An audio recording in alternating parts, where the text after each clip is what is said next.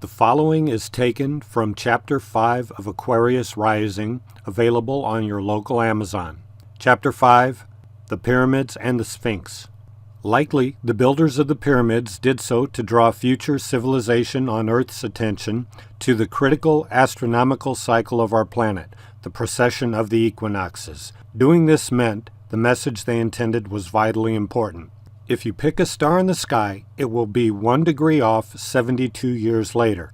It will take 25,920 years for this to complete its orbit. This 25,920 year span represents the precession of the equinox cycle.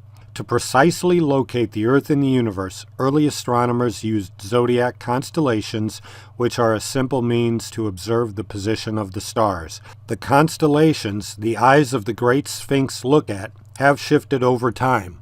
The pyramid's 4 corners refer to 4 zodiacal signs: Taurus, Leo, Scorpio, and Aquarius.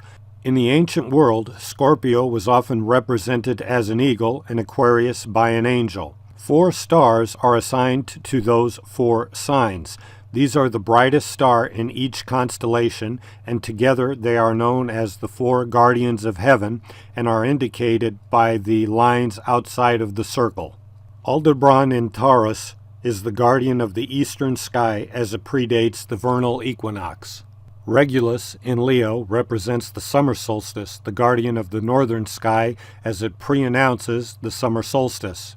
Antares is in Scorpio. This is your autumn equinox. It's the guardian of the western sky as it predates the autumn equinox. Fomalhaut today is in Pisces, but in the ancient world it was considered as part of Aquarius until modern astronomers moved it. This is the guardian of the southern sky as it pre-announces the winter solstice. The Taurus-Scorpio axis, was formerly known as the Taurus-Eagle axis, was depicted by the Babylonians as a winged bull. Also, according to the ancients, the Leo-Aquarius axis is the Lion-Angel axis. Its representation is close by on the Giza plateau, the Sphinx, a man's head on a lion's body. According to prevailing theory, though an increasing number of geologists now disagree, the Sphinx was built after the Great Pyramid and the 2 monuments are not correlated. The Sphinx site's weathering pattern on the walls surrounding it and geometry challenge this assertion. Here are 2 examples. Shown here is a triangle proportioned to the Great Pyramid, only 5 times bigger. This triangle links the summit of the Great Pyramid to the summit of the small pyramid on one side, and on the other side goes through the Sphinx's head. Now here we add the outline of the square base of the Great Pyramid. Now we slide that outline over to the right so it's against the original base. The axis running through the right side of that square, extended down, hits the Sphinx head again at the same spot. Next, suppose we trace a circle whose center is the junction between 2 lines from the pyramid tops, indicated by the left and center stars.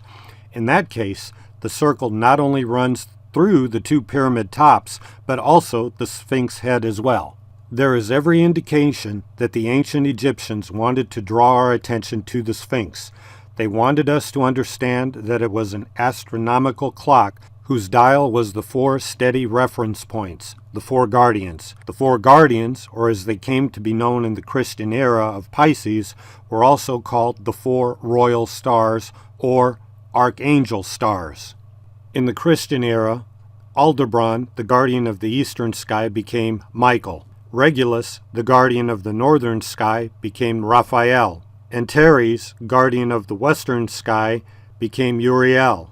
Fomalhaut, the guardian of the southern sky, became Gabriel. This clock turns itself around in 25,920 years, and you can find the Earth's position at any given moment in this cycle by the gaze of the Sphinx. With an immensely long cycle, you may say you wouldn't know where that cycle begins. Where does the precessional equinox cycle start? Here, the ancients left us another clue. There is a bump on the Sphinx chest that the Arabs call Al-Kalab al-Asad. Al-Kalab al-Asad is also the name the Arabs call the brightest star in the constellation of Leo. It is their name for Regulus. It can be interpolated that when the eyes of the Sphinx are directly lined up with Regulus, then a new precession of the equinoxes begins. Why draw our attention to this 26,000-year cycle? Is it possible that the ancients noted cycles of major earthly catastrophes as they made their way around the precession? Plato mentioned the destruction of Atlantis. Aristotle noted earthly upheaval happening on the earth and the sky as seemingly to correspond. In From Light into Darkness, author Stephen Miller points out that the Egyptian oral wisdom tradition dates the Sphinx to over 52,000 years. This would mean that the Sphinx has gone through approximately 25,920 cycles of precession of equinoxes. The significant age of the Sphinx would explain weather patterns around it that indicate existing in a much wetter and rainy environment. It also means that people must have observed some part of a previous cycle because the Sphinx was built and stood for two 25,290-year cycles.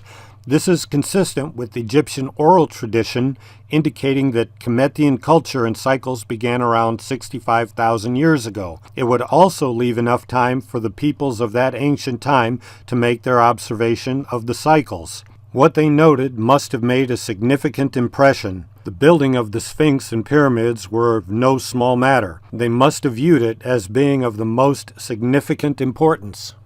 Many people have heard of the riddle of the Sphinx. Likely they thought about it as an unimaginable thing to comprehend. When examined in the light of the science of the stars, one can understand the Sphinx.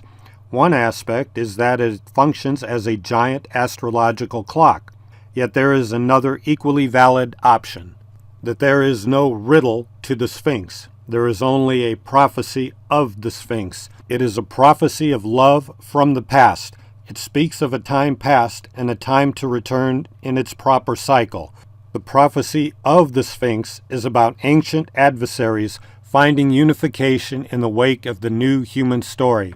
It serves as a reminder of a golden past and for that time to come again.